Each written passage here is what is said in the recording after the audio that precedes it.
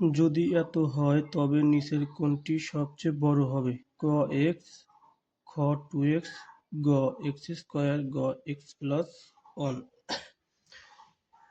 এখানে এক্স এর এমন একটা মান কল্পনা করব যা 0 এর চেয়ে বড় হবে এবং 1 এর চেয়ে ছোট হবে।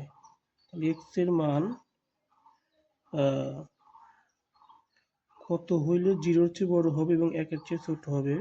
0.5। এটা 0 এর চেয়ে বড় এবং 1 এর চেয়ে ছোট বা হাফ। এক্স এর মান মনে মনে ধরে নেব 0.5 অথবা হাফ। তাহলে আমরা দেখি এই মানটা 4টি বসাবো, দেখি কোনটা সবচেয়ে বড় হয়। এক্স এর মান যদি বসাই, হাফ 2x এর মান হবে 2 × 1/2 এবং এক্স স্কয়ার যদি বসাই 1/2 1/4 0.25 হয়। এক্স প্লাস 1 যদি বসাই তাহলে 1/2 প্লাস 1 বসাই করি 1 প্লাস 2 3/2 ভাগ করলে হবে 1.5। দেখা যাক হাফ।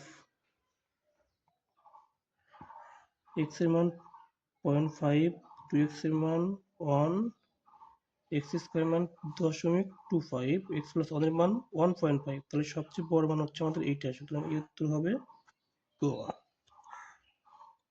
একটি সমবাহু ত্রিভুজের বাহুর দৈর্ঘ্য 8 মিটার হলে ক্ষেত্রফল হবে ক 8 × √3, খ 8 × √5, গ 16 × √3, ঘ 16 × √5। সমবাহু ত্রিভুজের ক্ষেত্রফলের বাহুর দৈর্ঘ্য 8 মিটার। আমরা জানি সমবাহু ত্রিভুজের ক্ষেত্রফল √3/4 স্কয়ার। তাহলে এখানে দেওয়া আছে বাহুর দৈর্ঘ্য কত 8 মিটার। সুতরাং √3/4 8 স্কয়ার, √3/4